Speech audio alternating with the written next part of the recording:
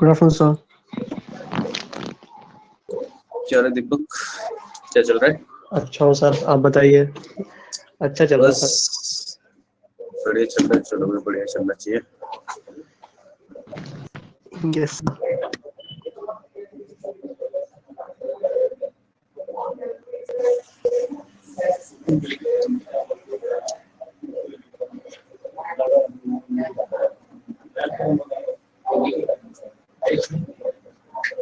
Sir.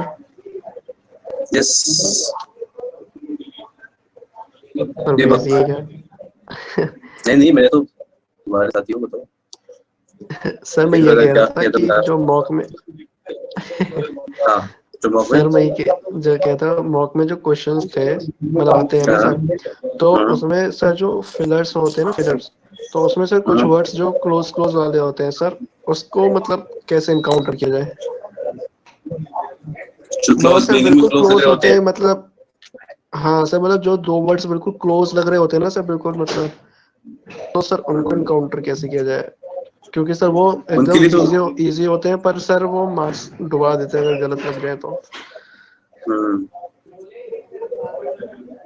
तो sir इसके लिए कुछ बताइए, क्योंकि मैंने लास्ट मॉक में दिया था, मुझे ये दिक्कत आ रही थी कि मतलब पैरा चंबस तो सर हो ही जाते हैं अरेंज करने वाले, पर इसमें सर ये दिक्कत आई थी कि बिल्कुल क्लोज आके इनकाउंटर पे सर मेरे को फिर छोड़ना पड़ रहा था। सम,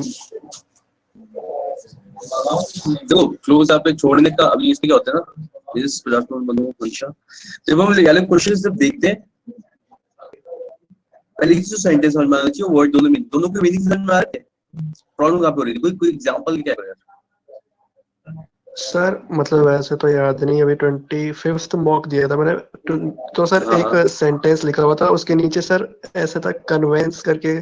सर एक मतलब स्टेटमेंट था जिसमें दो फिलर्स थे, और वो मतलब इलेक्शन की जो पार्टीज होती है ना सर, उससे हाँ। उससे रिलेटेड था सेंटेंस।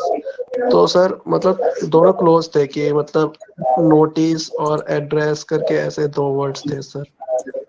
अच्छा तो सर उधर मतलब थोड़ा क्लोज हो रहा था ज्यादा ही, तो मेरे को समझ नहीं आया सर कि मतलब उसमें कौन सा एग्जैक्ट फिट होगा उसके लिए। फिर क्या लगाया? सर अच्छा मैंने लगाया तो वो फिर सही बात। छोड़ ही दिया। सर फिर मैंने छोड़ ही दिया ना, फिर मैं सर मतलब वो रिस्क नहीं लेता कि अगर नहीं आ रहे तो मतलब पॉजिटिव में 0 ठीक है, पर -1 ठीक नहीं। तो इस वजह से मैंने इसको छोड़ दिया, पर मैंने सोच लिया था कि पूछूंगा मैं कि इस चीज को कैसे एनकाउंटर करना है। देखो इसमें यार मेन चीज ये होती है कि अगर वर्ड्स की मीनिंग समझ में आ रहे हैं तो ठीक है, फिर उसके बाद वरना सेंटेंस को समझो ना, मतलब किस क्या बात चल रही है सेंटेंस के अंदर, किस कंटेक्स्ट में बोल रहे हैं वो। हम लोगों ने बहुत सारे हमने यहाँ पे क्लास में भी किए थे ना अपने फिलर्स, हाँ सर किए थे।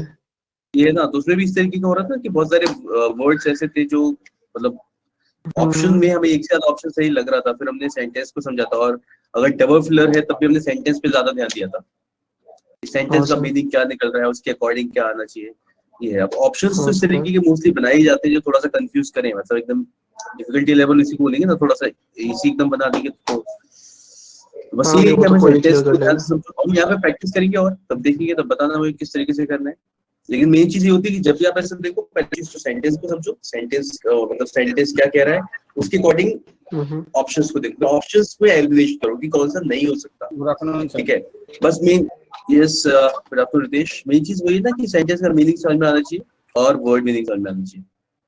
ठीक है, बाकी एक आध बार गलती होती है, लेकिन उससे मेरे ख्याल से नेक्स्ट टाइम के लिए कुछ ना कुछ एक्स्ट्रा सीखने को मिलता ही है कि कहाँ गलती कर रहे यस हैं सर। और किस तरीके से सही करना चाहिए। और तो सर एक फिर चीज रात में और चेक किया होती था है वो कि पेपर, हाँ टेस्ट देने के बाद। सर, सर उसके बाद एक चीज और थी कि सर उसमें ही उसी मॉक में सर एक क्वेश्चन था जो होता है ना सर, एक मतलब स्टेटमेंट लिखी थी, उसके नीचे 4 ऑप्शन थे कि जैसे हैड रिटर्न करके, मतलब उसी के 4 फॉर्म सर मतलब।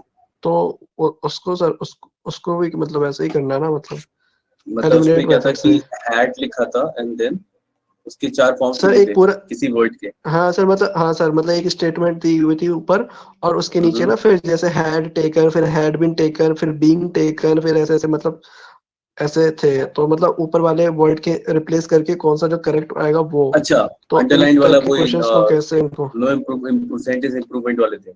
हाँ हाँ बिल्कुल बिल्कुल वही मतलब वो सर। चार ऑप्शन दे रखे हैं आपको ठीक है, हाँ हाँ इस तरीके का। ओके ओके, तो आपको सही वाला बताना है क्या बना। हाँ सर, ठीक ऐसे है, ही यस, ऐसे, हाँ हाँ ठीक है। तो ABCD और लास्ट वाला आपका था नो इम्प्रूवमेंट, इस तरीके से। ठीक है, तो हाँ इसमें भी सर तो यही वही। करना होता है। इसमें भी तो हाँ यही सर किया करना जाता है तो ना। होता है। हाँ सर अब करना इसमें भी क्या होता है, इसमें देखो, इसमें आप क्या होता है, सब्जेक्ट यस गुड आफ्टरनून कर दिया किया, चलो काम शुरू भी करते हैं। इसमें बस ये होता है कि आपको सब्जेक्ट का भी ध्यान रखना होता है, इसमें टेंस का भी ध्यान रखना होता है, इसमें वॉइस का भी ध्यान हो सकता है कई बार, जैसे आप बोल रहे थे कि had something something and had been something, hmm इस टाइप से था, हम्म। तो आपको वॉइस का भी ध्यान रखना पड़ सकता है। तो मेन चीज तो वही है, हम लोग सब्जेक्ट, हमने जितनी भी इंफॉर्मेशन, जैसे हमने ग्रामर में अपना क्या कहते हैं टेंसेस पढ़ लिया है, उसमें आप लोगों ने परफेक्ट टेंस के यूजेस देखे हैं, उसके बाद आप लोगों ने वॉइस और नरेशन वाली सारी चीजें भी देखी है। उसी सारी इन्फॉर्मेशन को तो यूज करके हमें देखना है कि सब्जेक्ट के अकॉर्डिंग जो भी सब्जेक्ट दे रखा है, जो भी इन्फॉर्मेशन सेंटेंस में ऑलरेडी दे रखी है, उसके अकॉर्डिंग कौन सा हमारा आंसर होना चाहिए। अब इसमें क्या गलती हो रही है, अगर कहीं पे हैड लगाया हो सकता है हैव भी लगाया हो सकता है हैज भी लगाया हो, तो आपको टेंस भी चेक करना होता है, साथ ही साथ सिंगुलर प्लूरल भी देखना होता है, यानी वही पर्सन, फर्स्ट पर्सन, हम्म। सेकंड पर्सन, थर्ड पर्सन, ऐसा भी देखना होता है। उसके अकॉर्डिंग आप आंसर लगाते हो। ऐसे क्वेश्चन हमने वैसे क्लास में किए भी हैं और भी करके देखी है।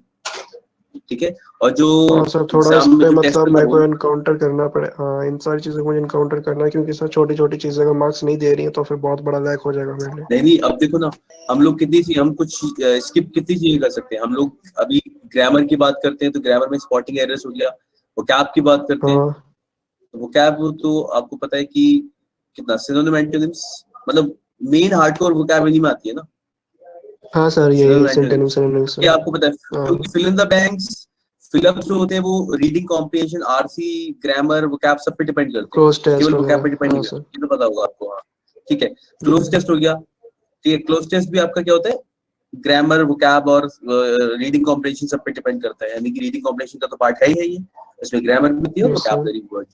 सेम ये सेंटेंस हम्म। इंप्रूवमेंट, आपको पता है ग्रामर पे भी काफी हद तक बेस्ड होते हैं, जितने ज्यादा सॉल्व करोगे। और अच्छा एक बात देखना, इसका सॉल्यूशन कैसे कब देख पाओगे आप, क्वेश्चन जो आपने किया, सर उस पर लिखा रहता है व्यू सॉल्यूशन करने का ऑप्शन कौन सा आता है। टेस्ट पेपर, पर कौन सा मैंने, था आपका 25? हाँ जी सर, मैं मॉक टेस्ट 25। और इसी मॉक का सर मुझे रीजनिंग समझ नहीं आया, ये इस रीजनिंग सेक्शन पता ही नहीं लगा मेरे को कि पजल है क्या है, समझ ही नहीं आया सर वो अच्छा, इस बार मेरे का को मॉक रीजनिंग का नहीं आया। रीजनिंग। हाँ सर इस बार के रीजनिंग में मेरे को मतलब मॉक में रीजनिंग मेरे को बिल्कुल पल्ले नहीं पड़ा उसमें लिखा गया है। तो और क्वांट जो था, क्वांट तो ठीक था सर, उसका तो मैंने जो किया वो मेरे ठीक है, उसका तो कोई दिक्कत नहीं। पर सर मेरे को रीजनिंग इसमें पल्ले नहीं पड़ी, और इंग्लिश में ये दो चीजें जो है मेरे को थोड़ी दिक्कत दे रही थी, तो इसलिए मैंने यार ये तो मुझे तो ज्यादा मुश्किल पार्ट नहीं लगता, मुझे लगता है तुम लोग आराम से कर ये पाओगे मुश्किल sentence sir, improvement. I know it is not so much difficult, but हाँ। when you are out of touch sometimes, so it can become difficult for you. तो वही बात है सर, हम्म, अच्छा, तो बस वही करना है मुझे इसको थोड़ा सा। चलो ठीक है, देखते हैं, करेंगे सभी क्वेश्चंस यहाँ पे करेंगे यार हम लोग। एक्सरसाइज करने का और काम क्या है हमें, जैसे कर रहे हैं, इसके बाद हम लोग क्वेश्चंस इस तरीके की मैं क्लास में कराऊंगा ना। यस और सर। मोस्टली हम लोग जो विशेष एक्सरसाइज कर रहे हैं, तब इसी तरीके से क्वेश्चंस हम कर रहे हैं। उस दिन थे आप सैटरडे को नहीं, दीपक? नहीं सर सैटरडे नहीं था मैं। यार सैटरडे हमने फ्रेज रिप्लेसमेंट किए थे, सेंटेंस इंप्रूवमेंट किए थे क्वेश्चन सारे। वो सर मिसलेनियस वाला जो था सैटरडे वाले टाइम टेबल हाँ में, वही ना। हाँ हाँ हाँ हाँ हाँ हाँ हाँ सर वही। सैटरडे नहीं था मैं सर। यार ये तो क्या कहते हैं, जब जब इस टाइम पे हम लोग अलग क्वेश्चंस कर रहे हैं, तो उस टाइम पे वही तो टाइम होता है जब हम लोग प्रैक्टिस कर पाएंगे क्वेश्चंस को, इसलिए इस क्वेश्चन जहाँ करते हैं ये है। चलो फिर से करेंगे सैटरडे मतलब। मिस हो गया सर। हम्म, ओके सर। चलो कोई बात नहीं, भी तो और कर रहे हैं, बाकी तुम प्रैक्टिस करो, क्वेश्चंस मेरे पास भेज दिया करो, जो एक यार क्वेश्चन अगर अटकते हैं ना किसमें क्या हो रहा है, वो भी मेरे को मतलब मेल करवा दिया करो, मेल कर दिया करो, मैम से बोल दो, तो मैं तुरंत उसी दिन रिप्लाई कर दूंगा। श्योर सर, थैंक यू ठीक सर। है सर, फिर से लॉकडाउन हो गया है क्या काफी प्लेसेस में, यार हो तो रहा है फिर से लॉकडाउन, सुनने में तो आया है। दिल्ली में अभी पता चला कि शायद नाइट कर्फ्यू शुरू होगा फिर से। I am not ready for sir और लॉकडाउन, अच्छा नहीं लग देखते रहा हैं अब सर, जो। ये बेकार में सर। हाँ बिल्कुल, मतलब नहीं किसी भी चीज का, देखते सर हैं फिर क्या से होता है। लॉकडाउन मतलब माइंड पूरा मतलब फ्रस्ट्रेटेड हो जाएगा फिर सर। से लॉकडाउन, फिर से पहले जैसा तो नहीं होगा, ये तो कोई भी स्टेट नहीं करेगा पहले जैसा। तो जैसे अभी स्कूल्स बंद कर बहुत दिया गया सर, ये इनको बहुत ज्यादा दिक्कत हुआ सर। क्योंकि असल में क्लास बहुत 9 मुश्किल से 10 चीजें ट्रैक पर। बंद कर दिया। तो वो तो करेंगे खैर, स्कूल तो सबसे बाद में ही बोला जाएगा। बट तो बात है ना कि धीरे धीरे चीजें ट्रैक पर आने लगी है इकोनॉमी वाइज, तो पूरा बंद तो नहीं करेंगे खैर अब। बट स्कूल कोशिश के साथ चीजें चल रही स्कूल तो बंद कर दिया गया है, मतलब बहुत ज्यादा। है यार, स्कूल तो बंद किया है खैर, देखते हैं कैसे करता है, क्योंकि एग्जाम सारे हो रहे हैं, मतलब जैसे जो भी गवर्नमेंट एग्जाम है वो भी थोड़ा थोड़ा ब्रेक ले लेके होंगे, तो काम कुछ रोका तो नहीं जाएगा, बट हाँ थोड़ा वही प्रिकॉशन के साथ स्टार्ट किया जाएगा, बस इतना लग रहा है मुझे। चलिए लास्ट टाइम हम लोग क्या कर रहे थे, एडवांस चल रहा था क्लास में। आप मैसेज चेक कर लीजिएगा ना सर, मैंने दिया है। अच्छा मैसेज आ रहे उस दिन तो सर चलो ठीक, लिखा है, आप check कर लीजिएगा। ठीक है चलो, चलिए आगे बढ़ते हैं फिर। ओके तो हम लोग एडवांस क्वेश्चन कर रहे थे, आज हम एडवांस में ही नेक्स्ट टॉपिक स्टार्ट करते हैं, जिसे बोलते हैं हम लोग इन्वर्जन।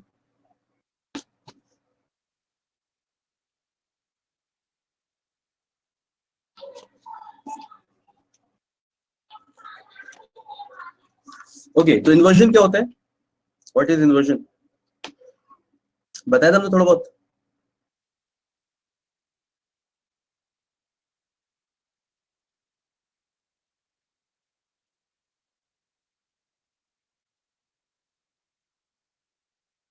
क्या बताया मैंने इन्वर्जन के बारे में अभी तक।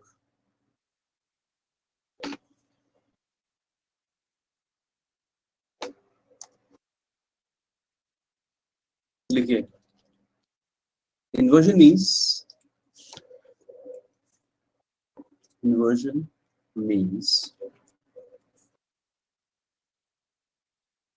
putting the verb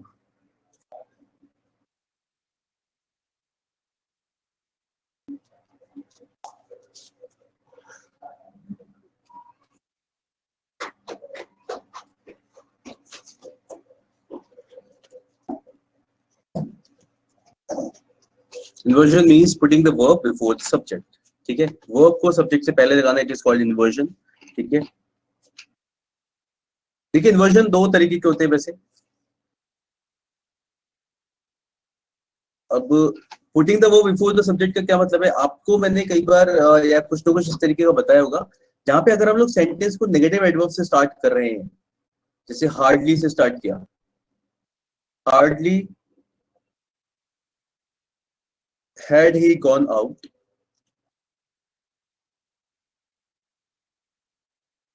when it started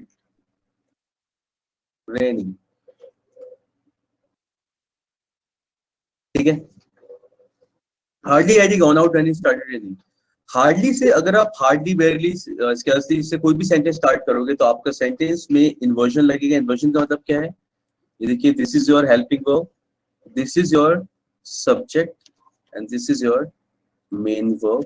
तो जब भी आप किसी भी नेगेटिव एडवर्ब से स्टार्ट करते हो, यानी इन्वर्जन का मतलब होता है वर्ब का सब्जेक्ट से पहले लिखा जाना, ठीक है, वरना हम नॉर्मली क्या बोलते हैं, ही हैड गॉन आउट और समथिंग लाइक दैट, ठीक है। इन हार्डली से अगर आप स्टार्ट कर रहे हो तो आप इसमें इन्वर्जन लगाओगे। देखिए दो तरीके के इन्वर्जन होते हैं, मतलब inversion is of two types, ठीक है। पहला बोलते हैं हम लोग पार्शियल इन्वर्जन,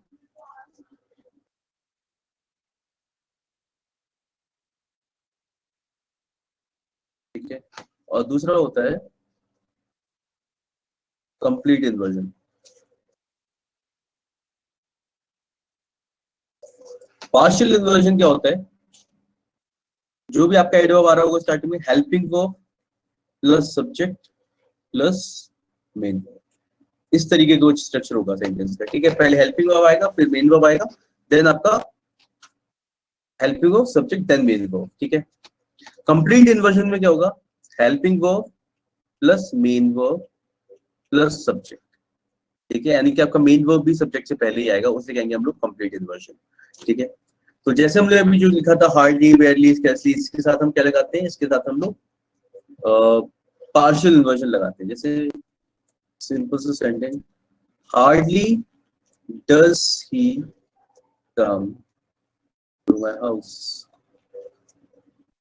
ठीक है, hardly does he come to my house, hardly does he come to my house, तो this is your helping verb this is your subject and this is your main verb. तो जब भी आप इससे sentence start करने वाले हो hardly से, तो आपका हमेशा इन्वर्जन ही लगने वाला है, ठीक है। कंप्लीट इन्वर्जन क्या होगा? कंप्लीट इन्वर्जन में होता है जहां पे आपका helping verb main verb subject से पहले आएगा। जैसे जस्ट आउटसाइड द गेट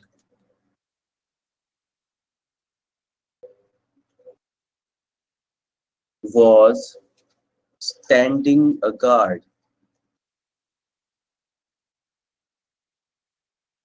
ठीक है। Just outside the gate was standing a guard, तो this is your helping verb, this is your main verb and this is your subject. Got it? इस तरीके से आप लिखते हो, जिसे कहते हैं हम लोग इन्वर्जन। समझ में आया थोड़ा बहुत? Yes sir. ठीक है। सर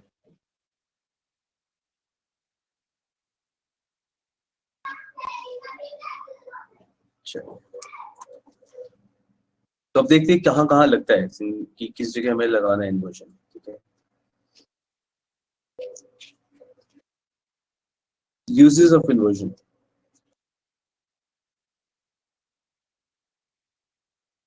पहला है तो the words like,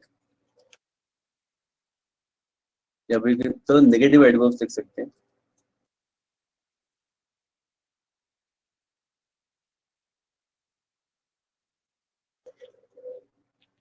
hardly, Fairlie,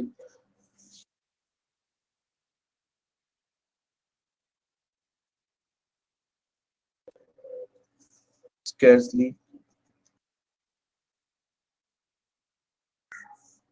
और rarely, no sooner,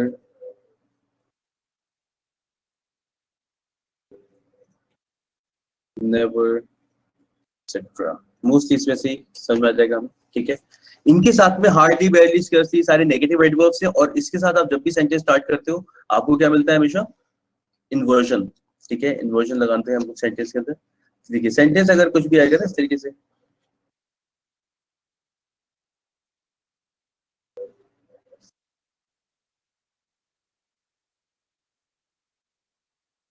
हार्डली,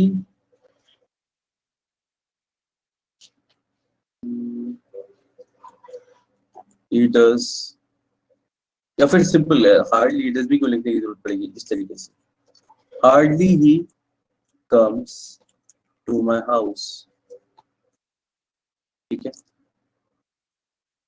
एक और लिख लेना यहाँ पे, सेल्डम भी इसी में आता है, सेल्डम भी इसी कैटेगरी में आएगा, ठीक है। या फिर seldom he comes to my house, ठीक है। तो आपको पता है क्या करना है इसमें, सेल्डम लगा रहे हैं स्टार्टिंग में लगा रहे हैं, तो आपको पता है ये दोनों सेंटेंस गलत हो गए। हम लोग हमेशा क्या लिखेंगे जब भी ऐसा कुछ मिलेगा? सेल्डम।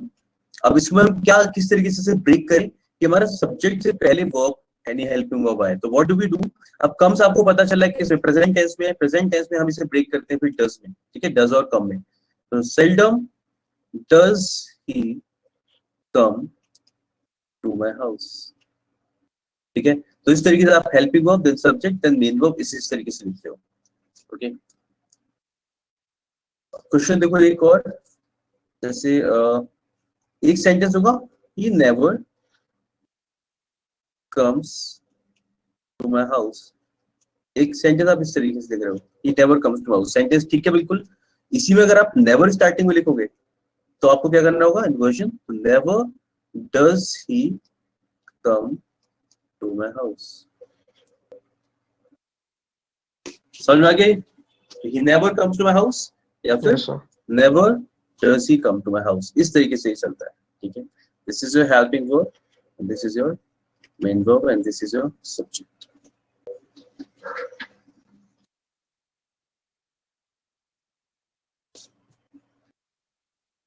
अच्छा, अब मेरा एक सवाल है यहाँ पे, ये करने की जरूरत क्यों पड़ती है? Why do we do this? मतलब हम जब सीधे बोल सकते हैं तो ऐसा करने की जरूरत क्या है? Seldom does he come to my house, ये हम जो लगा रहे हैं inversion, why is it required?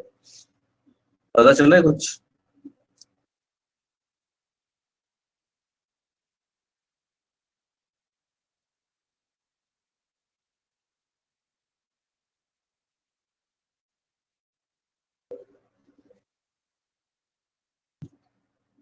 Negative sense ऐसा है, नेगेटिव सेंस तो है रितेश, लेकिन ऐसा है ना कि अगर हम सिर्फ दोनों सेंटेंस को बोल रहे हैं तो हमारे बोलने में भी अंतर आएगा ना। हम इफेक्ट के लिए करते हैं वाला, इफेक्ट के लिए कैसा इफेक्ट, जैसे हार्डली, इससे यहाँ पे ये है ना, he never comes to my house, वो मेरे घर कभी नहीं आता, कभी ऐसा नहीं होता कि वो मेरे घर आए। ठीक है, हम लोग किसी बात पे स्टार्टिंग में ऐसा ना कि मतलब इम्फेसाइज सर करते वे हैं, फिर ऑफ हम नेगेटिव। टॉकिंग यस, आप बेसिकली देखा जाए मतलब तो स्टार्टिंग में आप इम्पैक्ट केवल पड़ता है नेगेटिव उस चीज पे चीजों का। एम्फेसाइज कर रहे हो। हाँ हाँ बिल्कुल, हाँ आप उस पे एम्फेसाइज कर रहे हो कि बहुत ही कम ऐसा होता है कि ऐसा हो, एक नॉर्मली कि ऐसा बहुत कम होता है, ऐसे बोल दिया। तो जो आप वही थोड़ा सा इफेक्ट दे के बोलना चाह रहे हो अलग तरीके का, तब आपको इसकी जरूरत पड़ती है। ठीक है, अब जैसे no sooner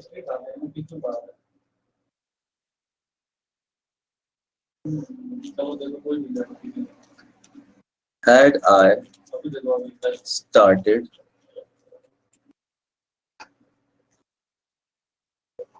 car's engine than it began to rain.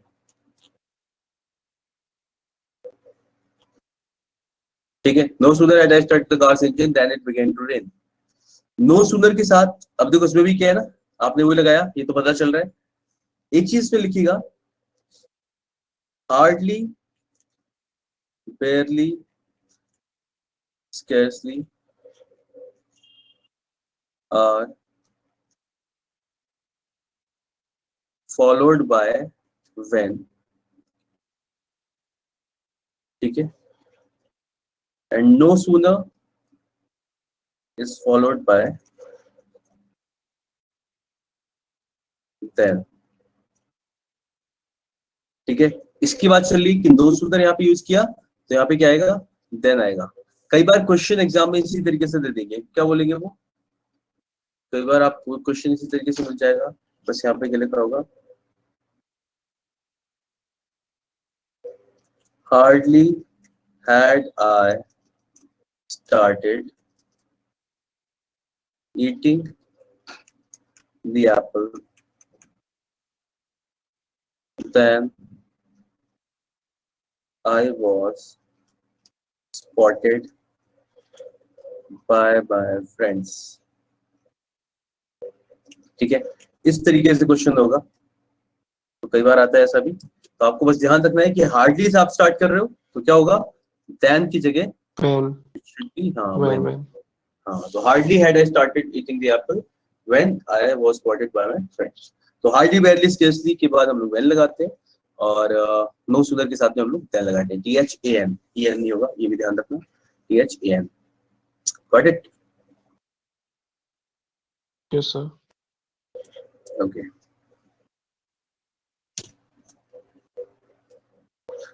चलिए नेक्स्ट आता है इसमें कॉन्सेप्ट तुम्हारा hardly, barely, scarcely. Okay, next inversion कहाँ पे लगता है, देखो जहाँ पे अभी हम, मैं जहाँ नॉर्मली इन्वर्जन बोल रहा हूँ वहां पे आपको मान के चलना है पार्शियल इन्वर्जन लगना है। पार्शियल इन्वर्जन का मतलब क्या है, helping of subject then main verb. जहाँ पे फुल इन्वर्जन लग रहा होगा वहां पे मैं अलग से लिख पाऊंगा कि यहाँ पे फुल इन्वर्जन लग रहा है। ठीक है, तो हम जहाँ पे नॉर्मल इन्वर्जन की बात कर रहे हैं तो आप नॉर्मल इन्वर्जन ही लगाएंगे, यानी कि पार्शियल इन्वर्जन। ठीक है, जैसे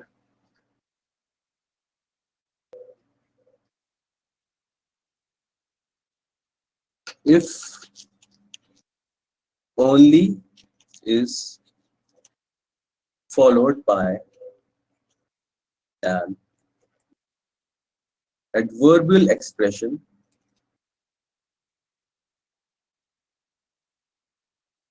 अगर ओनली के बाद में एक एडवर्बियल एक्सप्रेशन लगता है,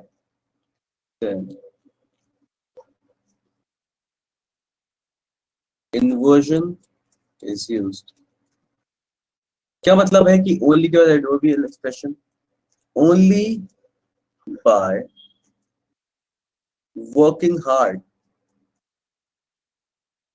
ठीक है, ये देखो क्या, ये पूरा एडवर्बियल एक्सप्रेशन है कि केवल इतना करने से ही, केवल ऐसा करने से ही। ठीक है, only by working hard he got success. ठीक है, only by working hard he got success, इसे सही करो, ये सेंटेंस गलत है ना, अभी हमें इसमें इन्वर्जन लगाना है, क्या हो जाएगा,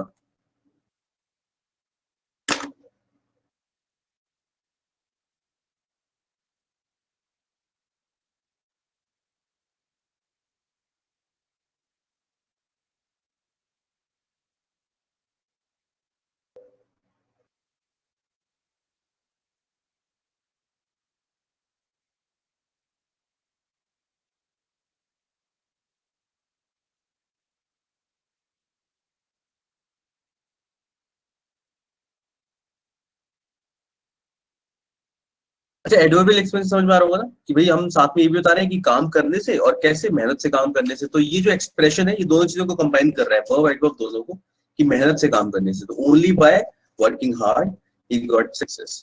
ठीक है, तो हमें यानी कि ये यूज कर रहे हैं, उसके बाद वाले इसमें इन्वर्जन लगेगा। हमने क्या लिखा है, ही गॉट सक्सेस। तो कैसे लिखेंगे उसे?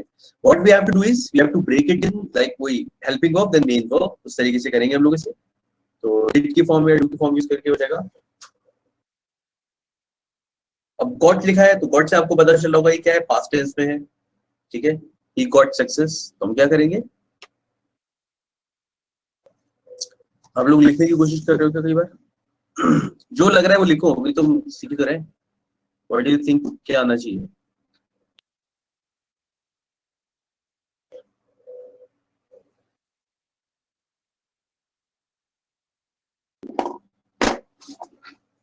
चलो मैं लिखता हूँ फिर, देखो इधर हमने लिखा है ना ही गॉट सक्सेस। ठीक है, पास्ट में है, हम इससे क्या लिखेंगे, did he get success.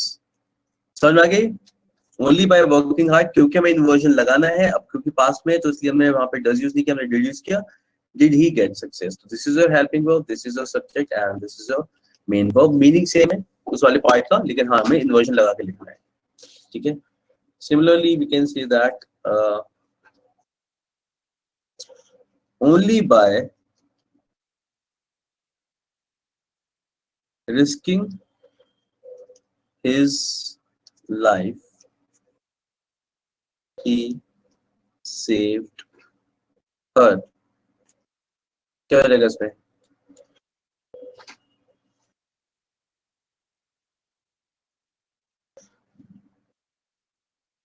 Did he save her? Yes,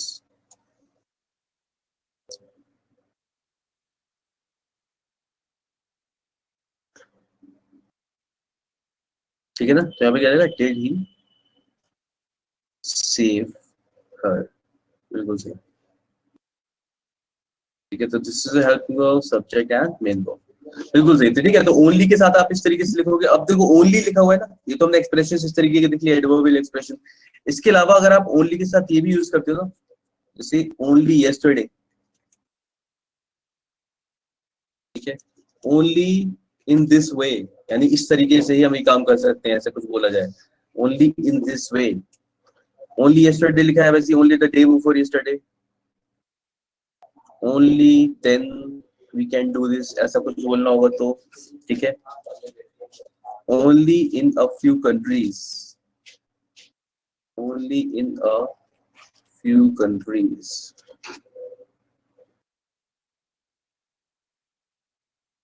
ठीक है, तो only yesterday, only in this way, only then, only in a few countries. Only से भी अगर आप कुछ भी यूज करते हो तो उसके साथ भी क्या लगेगा, इन्वर्जन लगेगा। जैसे only yesterday did he come। ठीक है, कि कल ही तो लगा हुआ, तो केवल कल ही वो आया था। Only yesterday did he come, तो ओनली yesterday से आप स्टार्ट कर रहे हो, इसमें भी क्या लगेगा, आपका इन्वर्जन लग जाएगा। ठीक है, तो हेल्पिंग वर्ब यानी कि वर्ब आपका पहले आ जाएगा सब्जेक्ट से। ठीक है, ठीक है, तो याद रखने वाले भी, जैसे ओनली, जैसे आपको बोला ना कि ऐसा कोई सेंटेंस हो कि only then,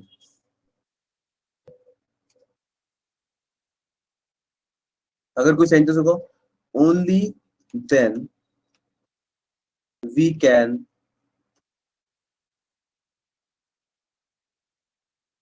finish the work on time, only then we can finish the work on time। सुनने में एकदम सही लग रहा है लेकिन गलत है, सही क्या होगा जाएगा, only then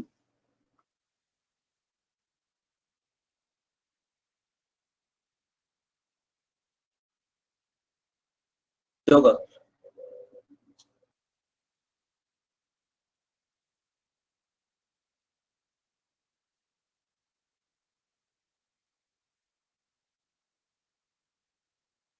देखो अब यहाँ पे क्या है ना, आपको पता है this is we can finish, this is your helping verb, this is your main verb. तो बस आपको हेल्पिंग वर्ब भी तो उससे पहले लेना है। Only then can we finish the work on time. ठीक है, ओनली देन, इसके साथ आपको अगेन वही करना है, हेल्पिंग वर्ब लगा के, यानी कि आपको इन्वर्जन लगाना है। समझ में आया मेरे बताने के बाद? क्लियर हुई चीज कि क्या कर रहे हैं हम लोग? Yes sir. ठीक है, क्या हुआ दीपक? सर एक चीज होती है ओनली देन ओनली, ऐसा। ओनली देन ओनली मतलब कि देन सर ओनली जैसे आएगा या आपने ओनली देन लिखा है, आएगा? सर जैसे आपने लिखा ना ओनली देन, ये और एक लिखा आपने कि in this way only this is the way ना, तो हाँ ऐसे भी तो बोलते हैं sir, this is the way to solve this question, ऐसे। तो मतलब सर ऐसे ओनली आगे या मतलब ऐसे पीछे लगाने नहीं लगा सकते, मतलब जैसे यहाँ पे लिखा ओनली देन, फिर देन ओनली भी तो बोलते हैं sir, then only you will get this, और नहीं, तो फिर ऐसे। देन ओनली इस वाले सेंटेंस में तो देन ओनली तो गलत हो जाएगा, फिर then only can you get this thing ऐसे होगा। अच्छा, इस वाले के लिए ओनली देन ही मतलब सुटेबल है। हम्म हम्म जब ओके। कंडीशन आप उसी कंडीशन पे बोल रहे हो ना, केवल ऐसा करने से ही ऐसा होगा, तो हम ओनली देन करके हाँ बोलेंगे ना। सर। हाँ, अच्छा सर। देखो ओनली का बहुत ही सही सा सीन होता है, ओनली जिस चीज को क्वालिफाई कर रहे हो उसके साथ लगाया जाता है। ठीक है, वो चीज है, मतलब सेंटेंस में आप उससे आगे पीछे करोगे तो इसका मीनिंग फिर चेंज भी हो जाता है ऐसा। Okay sir. मतलब चेंज मीनिंग कैसे चेंज हुआ? मीनिंग मतलब मीनिंग चेंज क्यों लग रहा है आपको?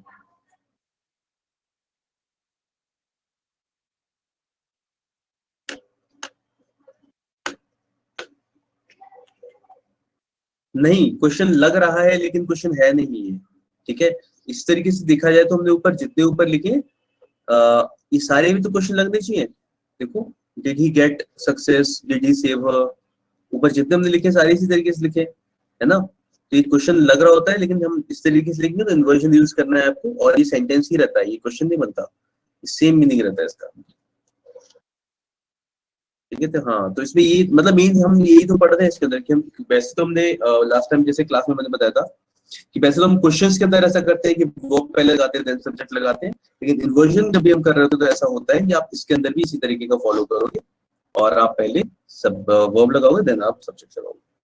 ठीक है, और ये हमारा स्टेटमेंट ही रहेगा, सवाल नहीं रहेगा। चलिए लिखते हैं next.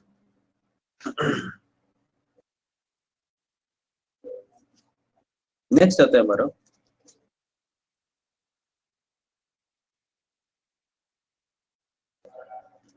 With the sentences,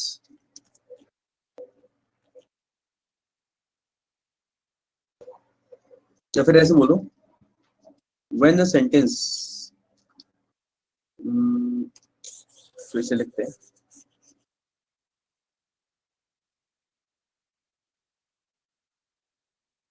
when a sentence start with the expression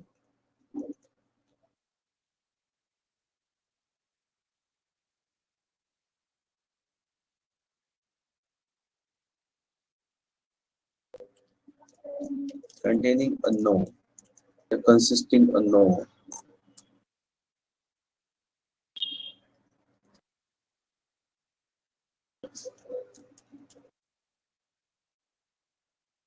inversion is used। जब आपका सेंटेंस स्टार्ट होता है किसी ऐसे एक्सप्रेशन के जिसके अंदर नो आ रहा हो, तो आपका इन्वर्जन लगता है असली सेंटेंस में। ठीक है, एक्सप्रेशन जैसे at no time, at no time को हम लोग इन नो टाइम भी बोल सकते हैं। ठीक है, in no way, under no circumstances,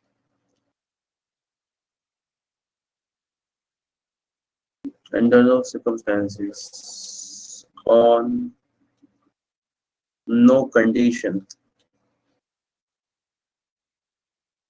ठीक है, एक्सेट्रा, इस तरीके के जो होते हैं इनके साथ आप यूज करते हो तो क्या होगा, जैसे अगर एक सेंटेंस हो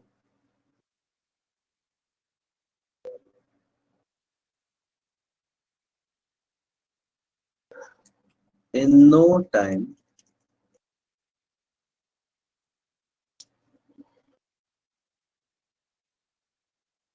द चेयरमैन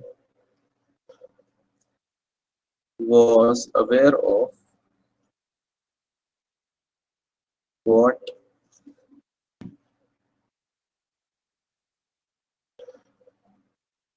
was happening.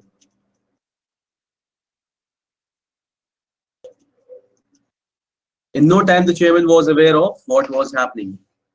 ठीक है, अब क्या है इसमें हमने बोला कि वो सेंटेंस अगर हमारा ऐसे एक्सप्रेशन से स्टार्ट हो रहा होगा जिसमें एक नो आता है, in no way, in no time, under no condition, ठीक है, अंडर नो सर्कमस्टेंसेस, तो इस तरीके के एक्सप्रेशन से जब भी आप सेंटेंस स्टार्ट करोगे उसमें भी क्या लगेगा, इन्वर्जन लगेगा।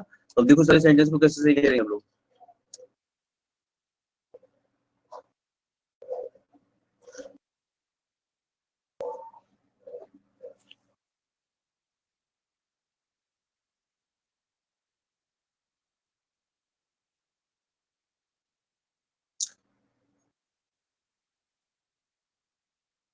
अब तो कर पाओगे ना सब लोग? यस, बिल्कुल सही। यस मनीषा, तो क्या हो जाएगा, in no time was the chairman aware of what was happening, ठीक है, यानी किसी भी टाइम पर नहीं पता था। जैसे अब याद है ना, जैसे हमने लिखा under no circumstances, under no circumstances,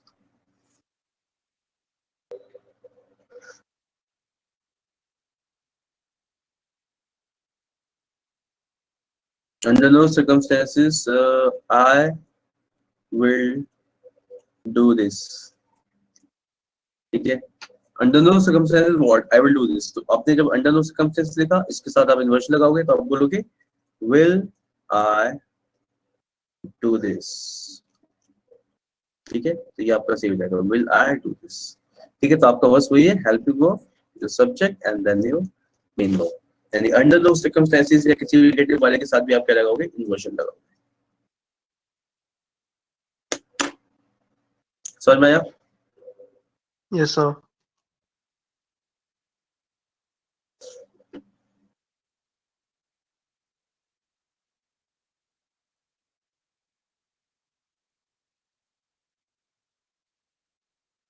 sir बस इन्वर्जन के दो ही टाइप होते हैं, एक पार्शियल और एक कंप्लीट इन्वर्जन, है ना sir?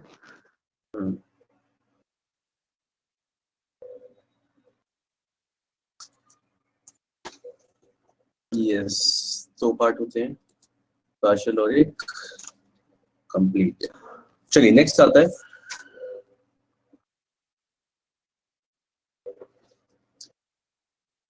If a sentence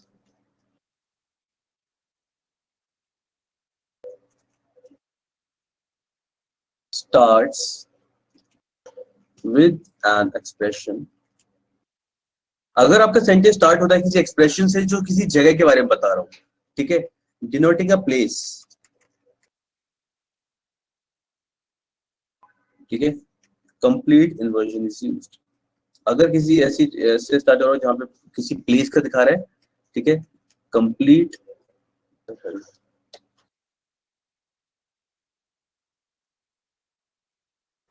inversion is used, ठीक है। तो अगर कोई सेंटेंस आपका स्टार्ट हो रहा हो ऐसे एक्सप्रेशन से जो जगह का दिखा रहा हो, जैसे हमने एग्जांपल में लिखा था क्या, just outside the gate was standing a guard, ठीक है, जैसे जस्ट हटा भी सकते हैं, ठीक है, हम सीधे ऐसे बोल सकते हैं, under the tree was sitting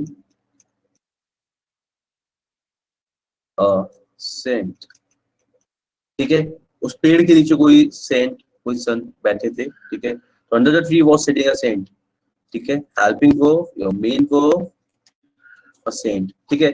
तो जब भी आप कोई सेंटेंस स्टार्ट करो जैसे अंडर द ट्री और इस टाइप के एक्सप्रेशंस हो गए, जैसे हमने लिखा था अंडर द ट्री हो गया, आउटसाइड द गेट था, आउटसाइड द गेट, ठीक है, अंडर द टेबल और सिटिंग अ कैट, ऐसा बोल दो कुछ, ठीक है, under the table,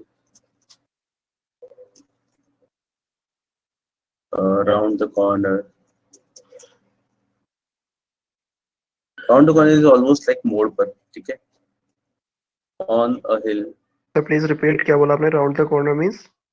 round the corner ऐसे ना कि मोड़ पर, जैसे जहाँ भी आप मोड़ के या मोड़ने की बात करते हो सारी, इसके लिए बोलते हैं round the corner, Yes. Okay, sir. On a hill, in the valley.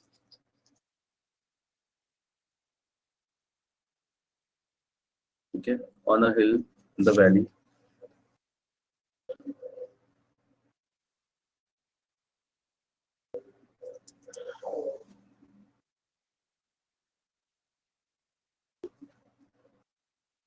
Ten miles beyond the school.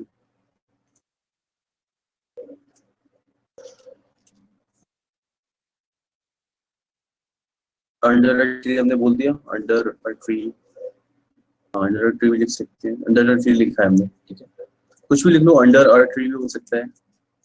On a bed या ऑन द बेड, कुछ भी बोलना हो, एक्सेट्रा.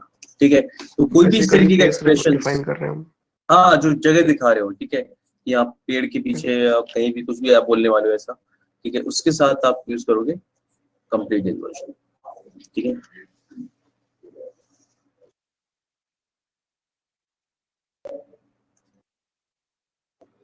राउंड द कॉर्नर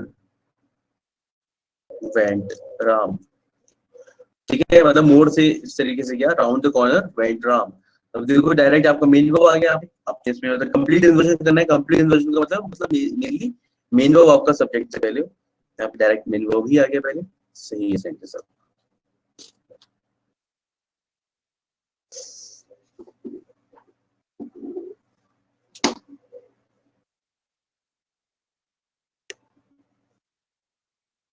चलिए आगे बढ़े. समझ में आ गई सबको? Yes sir.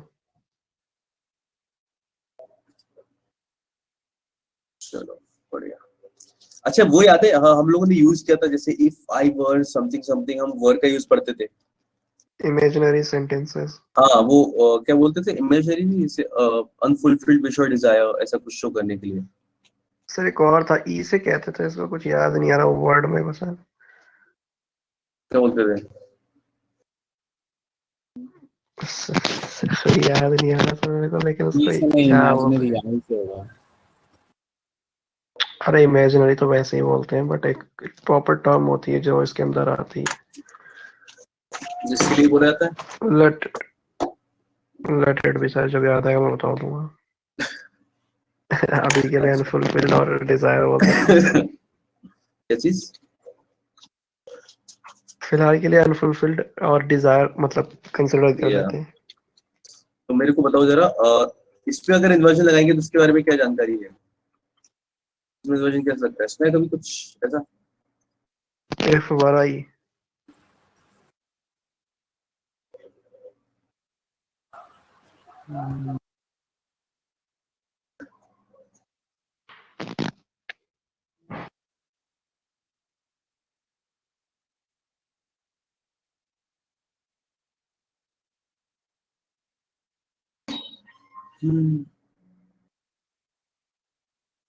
सोच रहे हो कुछ अनरियल? चलो मैं बताता हूँ. देखो जब भी ऐसा लिखा होगा ना, if I were something, yes sir, इसमें अगर आपको इन्वर्जन लगाना है, इसमें इन्वर्जन किस तरीके से होगा? जैसे let me write a sentence. If I were a bird I would fly. ठीक है, if you have to like if you have to remove if, अगर यहाँ से इफ ही हटा दें तो इसके अंदर इन्वर्जन लग जाएगा. सेंटेंस क्या बच जाएगा? Were I a bird I would fly.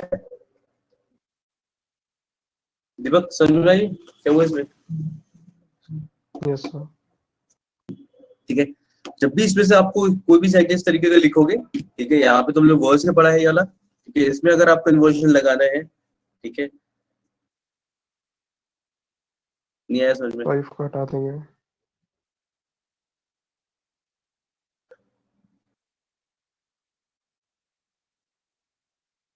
If से साथ वर्ड होगा नहीं ना. चलो फिर से बताता हूँ. हमें पता है that we if I were something, ठीक है, इफ आई वर समथिंग, जो भी कुछ आपको, if I were a bird, ठीक है, ऐसे लिखना है मुझे सेंटेंस, ठीक है। When if is not used, if is not used in the above sentence,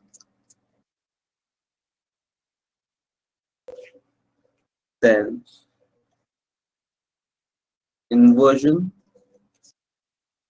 takes place, ठीक है। मतलब ये कि if I were a bird I would fly, इस सेंटेंस को, ये सेंटेंस एकदम सही है। इसी को अगर आपको विदाउट इफ लिखना है तो आप क्या बोलोगे इसे, वर आई अ बर्ड, ठीक है। अगर आप इफ हटाते हो तो आपको वर इधर आ जाएगा, और this is called inversion in this case, were I a bird I would fly, इस तरीके से इसे लिखा जाएगा। अब आया समझ में मनीषा?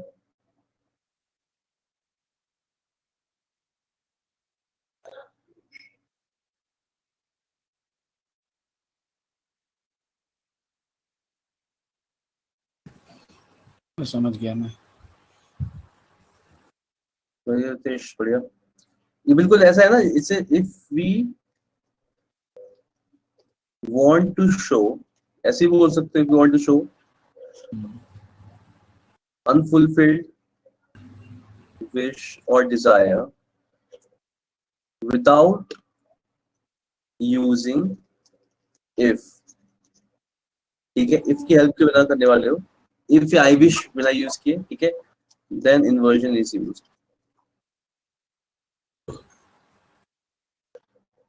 ठीक है। सर वैसे सर उस दिन आपने मतलब किया था ना सर, तो मैं नहीं था। क्या जब ये पढ़वाया था तब? नहीं सर, एक दिन आपने कॉल किया था ना। अच्छा अच्छा, हाँ हाँ, अच्छा वो मैंने उस टाइम पे मैम से कहा था, यस ओके, चलो ठीक है, फिर से ट्राई कर लेंगे, कोई बात नहीं, मैं फिर से सर बोलूंगा। मैंने दे दिया है ना सर, आप देख लीजिए ना मैसेज एक बार, तो आपको इजी अच्छा अच्छा लगेगा। अच्छा अच्छा, चलो सर आप ठीक जब है, तक आराम से कर सकते हैं सर, कोई प्रॉब्लम नहीं है। चलो सही है, done. If I had done well, I would have been rewarded.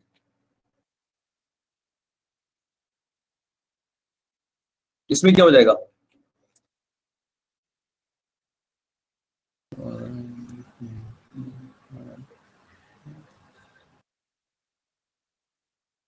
If I had done well, I would have been rewarded. Had I done well, बिल्कुल had I सही। done इसमें भी well, हाँ, तुम सेंटेंस वाले ठीक है, इसमें ऐसा नहीं कि गलत है, ये भी सेंटेंस ठीक है, लेकिन अगर मुझे इसको इन्वर्जन करके बनाना है तो मैं ऐसा बनाऊंगा, ठीक है।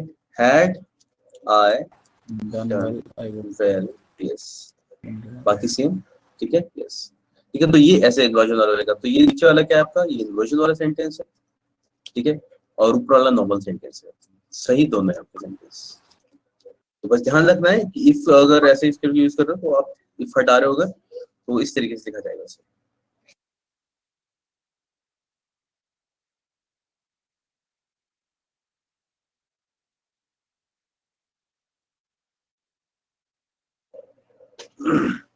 ठीक है, तो मेरे ख्याल से कर पाओगे सब लोग इसे आराम से। yes sir, Yes. देखो यार, ये छोटे से रूल्स होते हैं, बस हमें ध्यान रखना होता है, सेंटेंस देखते हुए याद आ जाए। पता है क्वेश्चन इस पे भी बस सिंपल इतना भी आ सकता है, क्वेश्चन इस तरीके से कहो, was I a bird I would fly। अब देखा जाए तो इसमें कुछ भी चेंज नहीं किया उन्होंने, बस यहाँ पे हमें पता चला है कि इफ आई वर, अब प्रॉब्लम होती है कि इफ आई वर जब हम लोग पढ़ते हैं तब तो हमें इफ से तो वर याद आ जाता है, लेकिन यहाँ पे भी याद रखना है कि वॉज लिखा हुआ है तो यहाँ पे वॉज नहीं होगा, इन्वर्जन जरूर है, लेकिन हम यहाँ पे यूज वर ही करेंगे, were I a bird I would fly, ठीक है। क्योंकि वहां पे हम लोगों ने याद रखा था किस चीज से कि if subject plus something something कुछ भी आ रहा हो तो वहां वर आता है, और यहाँ पे तो हम इफ यूज कर ही नहीं रहे, इन्वर्जन यूज कर रहे हैं, तब भी आप वर यूज करो, तो were I a bird I would fly. चलिए नेक्स्ट है, if a sentence starts with, अगर सेंटेंस स्टार्ट होता है आपका किससे, so plus adverb of manner, ठीक है, इन्वर्जन लगता है, फिर inversion is used, so plus adverb of manner, मतलब जैसे सो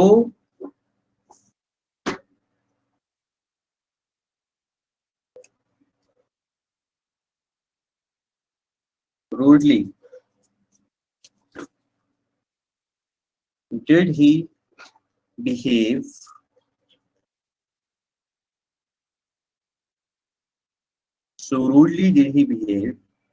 that आपने देखा ना so rudely adverb feather किस तरीके से so rudely did he behave, तो हमने यहाँ पे क्या लिखा है helping verb, subject your main verb. So rudely did he behave that everybody was offended.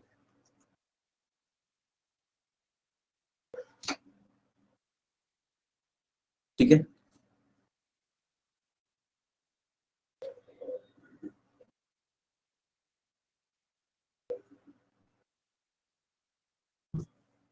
तो लिखते हैं सेंटेंस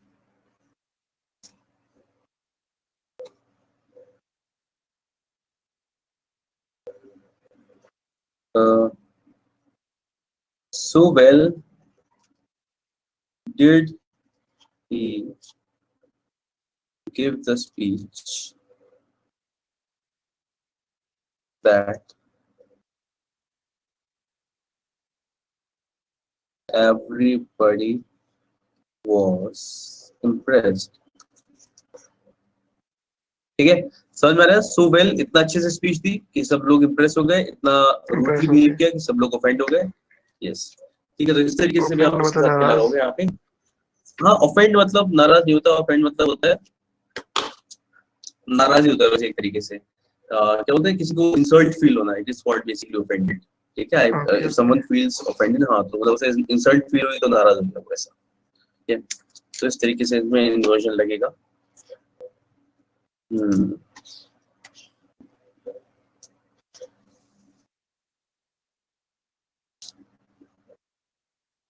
चलिए,